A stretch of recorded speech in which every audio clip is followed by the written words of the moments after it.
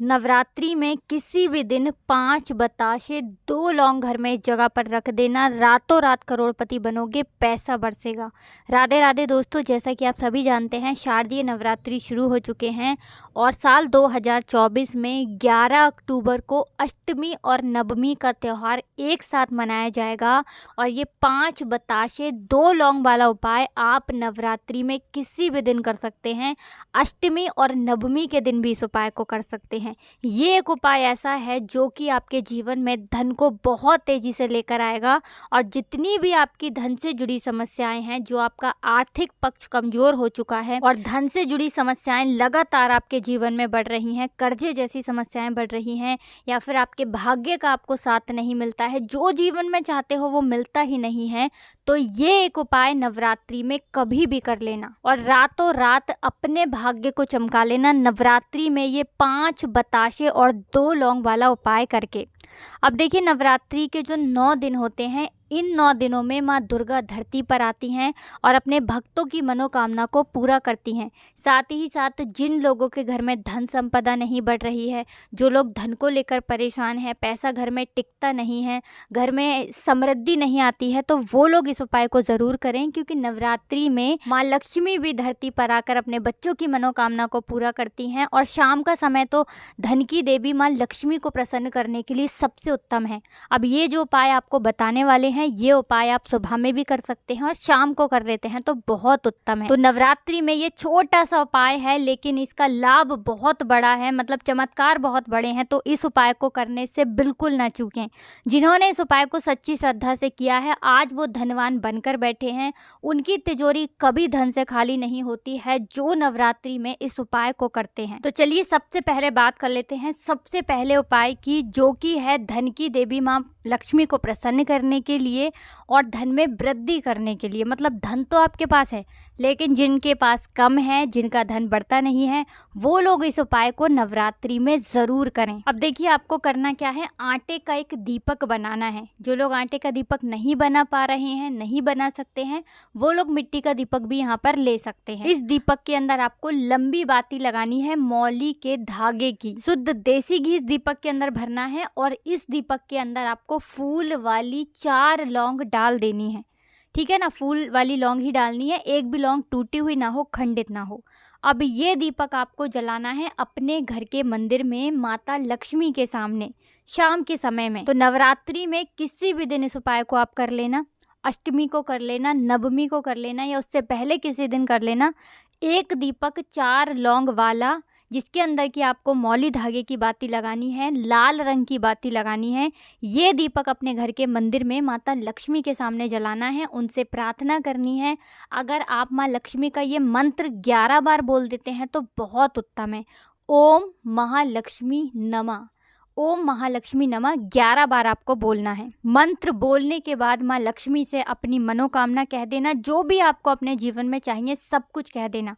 धन चाहिए, कर्जे से छुटकारा चाहिए, फिर देखिए आपके घर में कैसे स्थिर लक्ष्मी का वास होता है। और कभी माँ लक्ष्मी ऐसे घर को छोड़कर नहीं जाती हैं जो लोग नवरात्रि में ये उपाय करते हैं। तो अष्टमी और नवमी का दिन बहुत बड़ा होता है, ये उपाय आप उस दिन भी कर सकते हैं। चलिए बात कर लेते हैं दूसरे उपाय की। 5 बताशे 2 फूल वाली लौंग घर में किस जगह पर रखनी है, कैसे आपको अपने भाग्य को चमकाना है और कैसे ये छोटा सा उपाय आपके जीवन में धन को लाने का काम करेगा, धन को बढ़ाने का काम करेगा और धन में वृद्धि इतनी कर देगा कि आने वाली पीढ़ियां भी हमेशा धन ही जीवन में देखेंगी, पैसा ही देखेंगी। कभी भी आपका आर्थिक पक्ष कमज़ोर नहीं होगा, कभी आपको जीवन में पैसों की कमी नहीं होगी। किसी भी व्यक्ति से 1 रुपये भी उधार लेने की ज़रूरत कभी आपको नहीं पड़ेगी। अब आपको करना क्या है, आपको यहाँ पर बताशे लेने हैं 5 साबुत बताशे, टूटे हुए नहीं लेने हैं। 2 साबुत फूल वाली लौंग लेनी है, 1 लाल चुन्नी लेनी है और 1 लेना है यहाँ पर आपको सिक्का। सिक्का 10 का ले सकते हैं, 5 का ले सकते हैं, ठीक है ना। 1 रुपए का सिक्का भी आप ले सकते हैं। सिक्के को साफ कर लेना है और सारी सामग्री, जितनी भी चीज़ें आपने ली हैं, लेकर घर के मंदिर में बैठ जाना है। सबसे पहले देसी घी का दीपक जला देंगे माँ दुर्गा के सामने। इसके बाद जो लाल चुनरी आपने ली है, वो चुनरी मंदिर में रखनी है। उसी चुनरी के ऊपर आपको ये 5 बताशे रखने हैं, 2 साबुत फूल वाली लौंग रखनी है, 1 रुपए का सिक्का या 10 रुपए का सिक्का, जो भी आपने लिया है वो सिक्का रखना है। अब माँ दुर्गा से प्रार्थना करनी है, उनसे कहना है कि मेरे जीवन के जो दुख हैं, जो कष्ट हैं, जो भाग्य में लिखे हुए दुख हैं, उन्हें आप ही दूर कर सकती हैं। आप तो जगत जननी हैं, आप तो सबका कल्याण करती हैं, मेरा भी कल्याण करिए। मेरे जीवन के जितने भी दुख हैं, कष्ट हैं, उन्हें आप ही दूर कर सकती हैं। इस तरह से प्रार्थना कर लेना। इसके बाद आपको क्या करना है कि जो लाल चुनरी आपने ली है, ठीक है ना, जिसके अंदर आपने बताशे रखे हैं, लौंग रखी है, सिक्का रखा है, आपको ऐसे ही अपने घर के मंदिर में रखा रहने देना है। आप ये उपाय अगर अष्टमी को कर रहे हैं तो नवमी तक रखा रहने देंगे, नवमी की शाम तक, पूरी दिन, मतलब नवमी में पूरे दिन, ठीक है ना, 10वीं तक आपको रखे रहने देना है। और अगर नवमी अष्टमी से पहले कर रहे हैं तब भी आपको रखा रहने देना है। जब नवमी अष्टमी हो जाएगी उसके बाद आपको, यानी कि 10वां दिन जब होगा, उस दिन आपको उठाना है इस चुनरी को। बताशे जो आप इसके अंदर हैं, ये बताशे आप अपने घर में सभी को प्रसाद के रूप में दे देंगे। इसके अंदर जो 2 फूल वाली लौंग आपने रखी थी उसे आप अपने पर्स में रख लेंगे, सिक्के को भी पर्स में रख लेंगे, जो सिक्का आपने रखा है। और इसके अंदर जो लाल चुनरी है, ये लाल चुनरी आपको फोल्ड करके, एक कलावा धागा लेंगे, उससे आपको बांध देना है चुनरी को, ठीक है ना, फोल्ड करके अच्छे से मोड़कर। और ये चुनरी आपको अपनी तिजोरी में रखनी है। इसमें है माँ दुर्गा का आशीर्वाद। अब ये कोई साधारण चुनरी नहीं है, इसमें माता का आशीर्वाद है और ये आपकी तिजोरी को धन से भर देगी। ऐसा समझ लीजिए कि आपके धन को कभी नज़र नहीं लगेगी, कभी आपका धन रुकेगा नहीं, हमेशा आपके घर में आएगा। धन आने के सारे रास्ते खुल जाएंगे जब ये उपाय आप नवरात्रि में करेंगे। साथ ही साथ आपके घर पर कोई संकट, कोई दुख नहीं आएगा, हमेशा आपके घर में सुख आएगा, समृद्धि आएगी, पैसा बढ़ेगा और आप अपने जीवन में सफलता प्राप्त करेंगे। जो भी काम कर लेंगे ना, उसमें लाभ ही लाभ मिलेगा। तो नवरात्रि का बहुत ही अचूक और बहुत ही बड़ा उपाय है।